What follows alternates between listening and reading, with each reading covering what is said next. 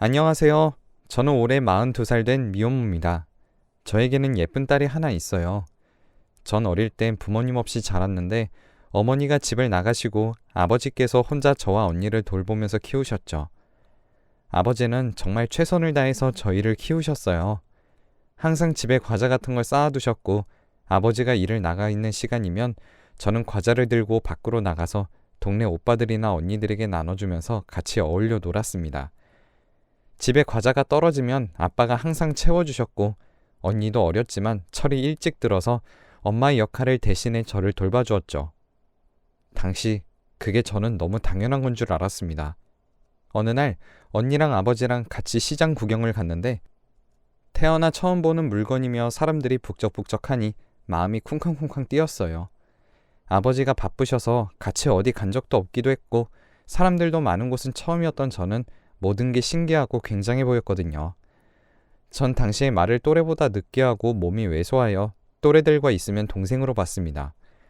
여기저기 돌아다니다 보니 어느 순간 언니랑 아버지가 옆에 안 계시다는 걸 알게 되었죠. 저는 그렇게 그날 시장에서 언니와 아버지를 잃어버렸고 울면서 시장을 돌아다녀 봐도 어디에서도 언니랑 아버지를 찾지 못했습니다. 그게 제가 4살 때 일이었어요. 주소도 몰랐고 아버지 성함은 당연히 몰랐습니다.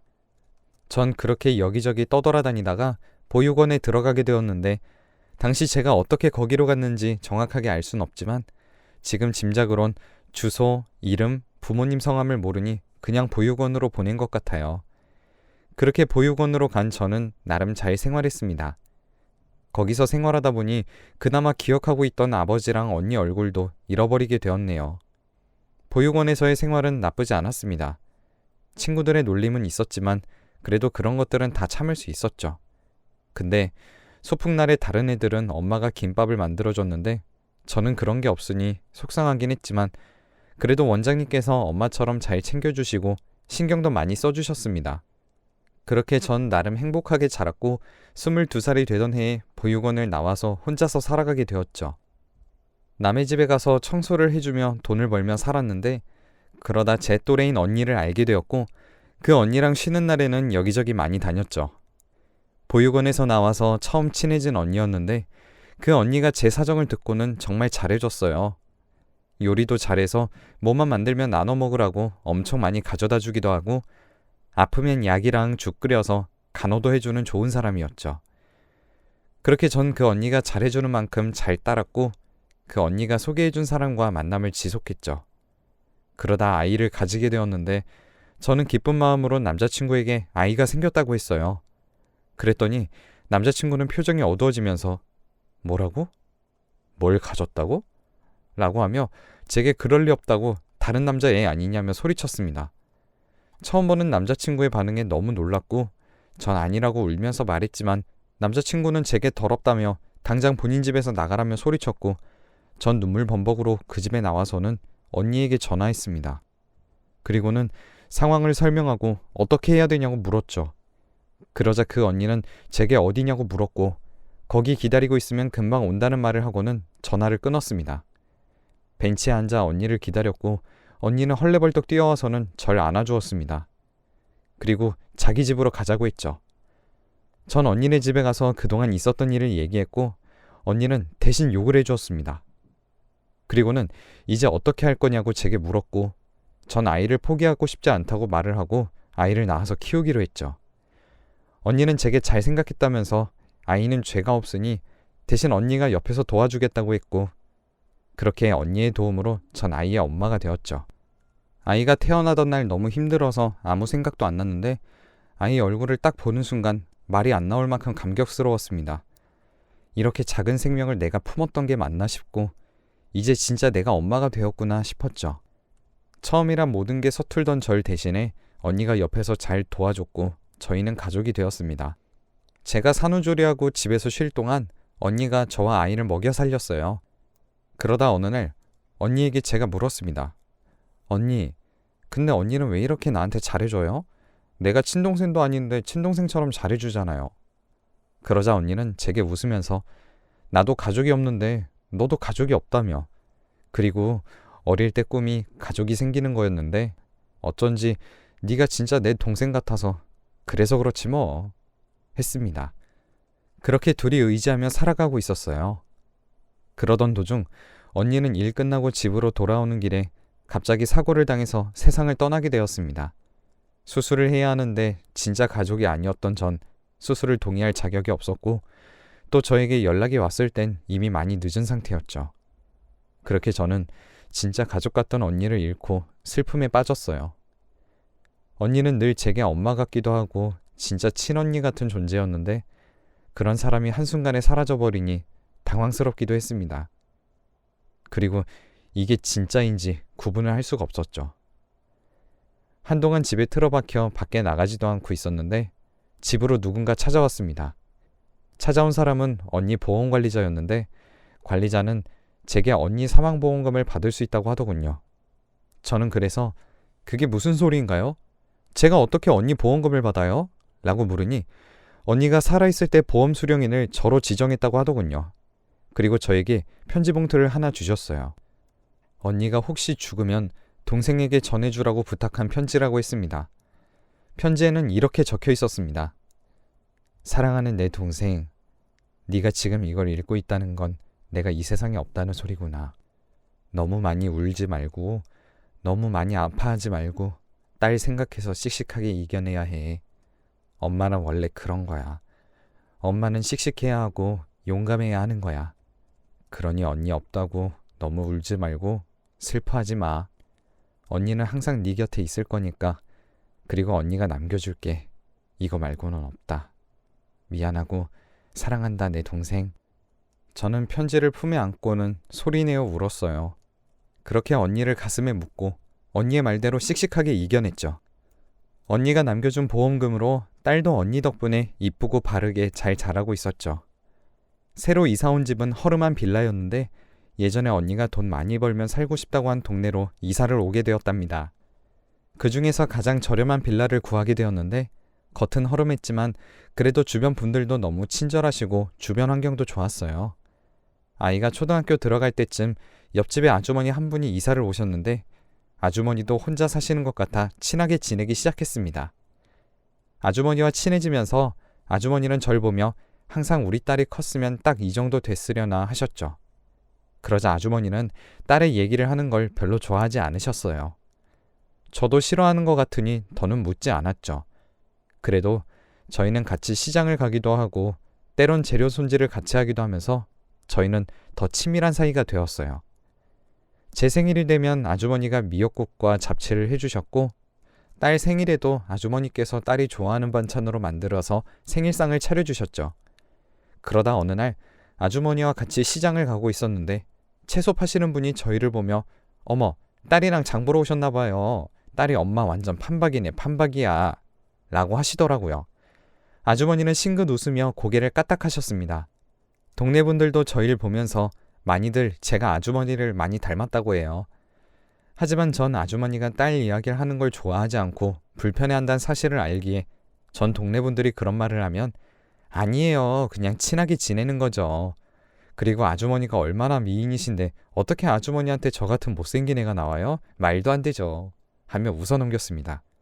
며칠 뒤 딸아이가 학교 끝나고 집으로 왔는데 누군가와 싸운 듯, 아니 맞은 듯 얼굴과 몸에 상처가 가득한 채로 씩씩대며 집으로 왔습니다. 저는 놀라서 딸에게 하나야 이게 무슨 일이야? 너 다쳤어? 아니 싸웠니? 라고 물었어요. 딸은 씩씩거리며 제게 은혜가 자꾸 나보고 아빠 없다고 놀리잖아.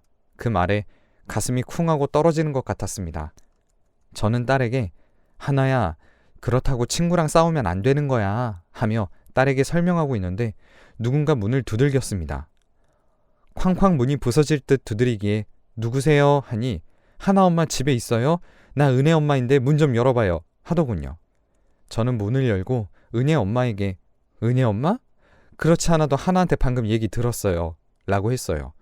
그러자 은혜 엄마는 제 말을 다 듣지도 않고 중간에 딱 끊더니 말하더군요. 하나 엄마 우리 은혜 얼굴 좀 봐봐. 이게 무슨 짓이야? 여자의 얼굴을 이렇게 만들면 어떡해?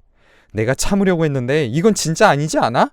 하며 은혜를 끌어당겨서 제게 은혜의 얼굴을 보여주었습니다. 은혜의 얼굴을 보니 꼬집히고 핥힌 자국이 있었어요. 저는 은혜 엄마에게 은혜 엄마, 우리 하나도 지금 많이 다쳐서 왔어요. 은혜만 다친 게 아니에요.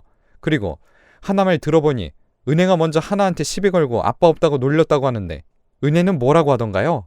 라고 말했죠. 은혜 엄마는 어이가 없다는 듯 절 보며 뭐? 시비? 하나 엄마, 내가 듣자 하니까 말을 심하게 하네. 우리 은혜가 시비를 걸었다고? 우리 애 그런 애 아니거든. 하나가 거짓말하는 것도 못 알아보고 지금 누구한테 시비를 걸었다는 거야? 그리고 아빠 없는 거 맞잖아. 우리 딸이 잘못 말했니? 그렇다고 애 얼굴을 이렇게 만들어? 하나가 뭐 깡패야 뭐야? 하며 제게 손가락질을 하면서 자기 할 말만 했죠. 저는 너무 어이가 없고 화가 났지만 딸아이 앞에서만큼은 부끄러운 사람이 되고 싶지 않아서 간신히 꾹꾹 참으며 말을 이어갔어요. 은혜 엄마, 우리 애들 앞에서 큰 소리 내지 말죠. 잘못은 은혜가 먼저 했는데 은혜 엄마가 하는 말만 들으면 우리 하나 보고 사과하라는 것 같은데 내가 제대로 들은 거예요? 그러자 은혜 엄마는 그럼 지금 사과 안 하겠다고? 우리 애 얼굴을 이렇게 만들고? 사과하면 끝날 일이잖아. 하나 엄마 그렇게 안 봤는데 진짜 어이가 없다. 하나가 은혜한테 제대로 사과하면 그냥 넘어가겠다며 하나에게 사과하라고 팔을 잡고 다그치더군요. 딸은 겁먹었고 바지에 실수까지 했죠. 그 모습에 저는 화가 머리끝까지 났었습니다. 은혜 엄마의 손을 뿌리치고 이게 무슨 짓이냐 소리치니 은혜 엄마는 제 뺨을 내리쳤습니다. 그리고는 부모 없이 자란 거 티내는 거야? 하나 엄마가 이러니까 딸이 보고 배우는 거야 하더군요. 맞는 순간 멍했지만 그 말을 들으니 정신을 차릴 수 없었습니다. 그 순간 누군가 현관문을 열고 들어오더니 은혜 엄마에게 음식물 쓰레기를 들이부었습니다. 은혜 엄마는 악하고 소리를 지르며 이게 뭐야? 당신 뭐야? 하며 손가락질했습니다. 그러자 너는 뭔데 남의 집 귀한 자식한테 그따위 짓을 하는 거야? 너희 집 부모님은 네가 이러고 다니는 거 아니야? 하며 당장 이 집에서 나가라고 정말 무섭게 소리쳤습니다. 은혜 엄마가 안 나가고 버티자 그분은 은혜 엄마를 끌어서 내쫓았습니다. 그리고 한 번만 더 여기 찾아오면 그때는 이런 걸로 끝나지 않을 줄 알아. 알겠어? 저는 딸을 끌어안고는 그 사람을 쳐다봤죠. 그분은 다름 아닌 옆집 아주머니셨죠. 전 너무 놀라서 아주머니가 어떻게 여기 오셨어요? 하고 물었어요. 그러자 아주머니는 듣자 하니 저 엄마가 말을 너무 심하게 하길래 내가 괜히 끼어든 건 아니지? 미안해. 근데 뭐 때문에 저런 소리를 듣고 있어? 라고 대답하시더라고요. 전 일단 아이를 진정시킨 뒤 아주머니에게 오늘 있었던 일을 얘기했습니다. 아주머니는 제 이야기를 듣고는 저보다 더 화를 내시며 아니 그 엄마 안 되겠네? 난 그런 줄도 모르고 무슨 여자가 말을 저리 심하게 하나 했지 하며 얘기를 들어주셨죠. 그렇게 얘기하다 보니 아주머니의 이야기도 자연스럽게 듣게 됐어요. 아주머니가 젊을 때 남편과 아이를 버리고 도망쳤다고 합니다. 그래서 왜 도망치신 건데요? 하고 물으니 아주머니는 잠시 말이 없더니 그게 내가 너무 일찍 남편을 만나 결혼을 해서 아이를 가졌어. 근데 시댁에서는 아들을 원했는데 내가 딸을 낳았거든. 난 정말 힘들게 낳았는데 남편과 시댁에서는 대를 이을 아이를 못 낳았다며 날 죽이려 들었지. 남편은 처음에 정말 자상했는데 둘째도 딸을 낳으니 날마다 때리더라고. 근데 그러다가 남편이 바람이 났어. 그걸 내가 알아버리니까 날 집에서 내쫓은 거지. 그리고 딸들도 볼 수 없게 됐지. 라고 말씀하셨어요. 그런 아주머니께 딸들이 많이 보고 싶겠어요. 찾아보셨어요? 그러자 아주머니는 찾아봤지. 근데 죽었다고 하더라고. 남편이 딸하고 자살을 했다고. 말을 다 끝내지도 못하고 아주머니는 눈물을 흘렸습니다. 그리고 제가 남편이 너무하네요. 딸들은 무슨 죄가 있다고. 그러자 아주머니는 둘째는 잃어버렸다고 하더라고. 나쁜 자식. 애를 잃어버렸으면 찾아야 하는데 찾지도 않고 쉬쉬했던 것 같아. 애를 잃었으면 찾아야지. 아빠라는 게 애한테 관심도 없고 그 어린 게 무슨 죄가 있다고. 내가 죽는 한이 있더라도 딸을 데리고 나왔어야 했는데 내가 그게 한이 된다. 그게 너무 미안해서. 하며 훌쩍이셨죠. 저는 그 얘기를 듣고는 딸을 잃어버려요? 혹시 시장에서 잃어버렸대요? 하니 아주머니는 시장인지는 모르겠는데 어디 놀러 갔다가 다른 지역에서 잃어버렸다는 것 같던데. 왜? 아니 제가 어릴 때 언니랑 아버지랑 시장에 갔다가 그날 아버지랑 언니를 잃어버리고 결국 찾지 못해서 보육원으로 가서 자랐거든요. 지금은 너무 오래된 기억이라서 언니랑 아버지 기억이 잘 나지 않지만 그때 갔던 시장은 기억이 조금은 나서 혹시나 해서 여쭤봤어요. 그러자 아주머니는 깜짝 놀라시며 제게 엄마에 대해 기억하냐고 묻더군요. 하지만 엄마가 집을 나가던 날은 제가 너무 어렸기에 기억하기에는 무리가 있었습니다. 그래서 어머니에 대해서는 기억이 나지 않는다고 했죠. 아주머니는 제 손을 잡고 내가 첫째 딸 사진을 가지고 있는데 혹시 언니 얼굴은 기억이 제대로 나니? 내가 사진 찾아서 보여줄 테니까 한번 볼래? 그래서 제가 아주머니 말씀은 제가 아주머니 딸 같다는 말씀인 건가요? 에이 설마요. 그랬어요. 하지만 아주머니는 제게 혹시라는 게 있잖아. 그러니까 한 번만 확인해줘. 응? 그러시며 창고에서 엄청 낡은 상자 하나를 들고 나오셨습니다. 그 상자 안에는 편지 몇 장과 낡아 해진 옷과 사진 몇 장이 들어있었습니다. 아주머니는 비닐에 쌓인 사진을 펼쳐 저에게 보여주었는데 사진에는 6살 정도 되어 보이는 여자아이가 있었습니다. 사진을 보고 있는데 아주머니가 어때? 누군지 알아보겠어? 너희 언니랑 닮았니? 하셨죠. 저는 기억이 흐릿하여 기억이 잘 나지 않았고 죄송해요. 잘 모르겠어요. 어릴 때 일이라서요. 했죠. 그러자 아주머니는 그치 혹시나 했는데 그럴 리가 없지. 미안해. 내가 주책이지. 사진을 다시 상자에 넣으시려는데 유난히 눈에 띄는 옷이 있었습니다. 그래서 제가 잠깐만요. 그 옷 어디서 났어요? 물으니 이거 시장에서 산 건데 왜? 하고 되물었습니다. 옷에 익숙한 자수가 있어서요. 잠시만요. 집으로 돌아가서 어릴 때부터 가지고 있던 손수건을 꺼내왔습니다. 그리고 아주머니께 보여드렸죠. 이거 제가 어릴 때부터 갖고 있던 건데 자수가 똑같아요. 그러자 아주머니는 손수건을 보더니 눈물을 보이셨죠. 그리고 그건 내 손수건인데 내가 자수 놓고 첫째한테 줬던 건데 그게 어떻게... 말을 잇지 못하시며 손수건을 붙잡고는 펑펑 우셨습니다. 그리고 저도 믿지 못했죠. 어떻게 이런 우연으로 엄마를 만날 수 있는 건지. 전 울면서 아주머니, 아니 엄마의 품에 안겨서 보고 싶었어요. 엄마 너무너무 보고 싶었다고요. 하며 그날 저와 엄마는 엄청 울었습니다. 보고 싶었다며 그리고 어떻게 이런 우연이 다 있냐며 울다 웃으며 날이 새도록 얘기를 나눴습니다. 엄마는 제게 그날 저와 언니를 데리고 오지 못한 걸 아직도 후회한다며 평생 마음에 죄책감을 느끼고 살았다고. 첫째도 만날 수 있다면 좋았을 텐데 그래도 엄마는 절 만나 다행이라면서 안아주셨습니다. 그렇게 얼굴도 모르는 상상 속의 엄마를 우연히 만나게 되었죠. 이제는 엄마와 집을 합쳐서 함께 살고 있습니다. 딸아이는 자기도 이제 할머니가 생겼다면서 저보다도 더 좋아하고 학교에 가서 자랑도 하고 할머니한테 자기가 친구들 데리고 오면 맛있는 것도 해달라며 어리광도 부리고요. 이렇게 할머니를 좋아할 줄 몰랐습니다. 딸은 항상 아무도 필요 없고 엄마만 있으면 된다고 입에 달고 살아 정말 괜찮은가 보다 했는데 할머니가 생긴 뒤에야 알았습니다.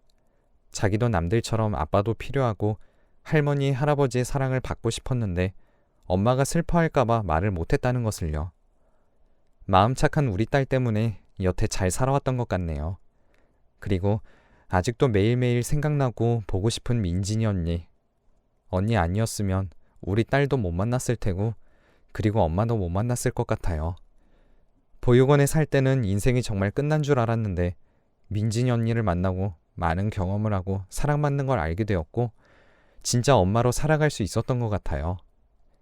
이제는 일 끝나고 집에 가면 저도 남들처럼 반겨주는 엄마가 생겼고 토끼같이 이쁜 딸이 반겨주는 진짜 집이 생겼습니다.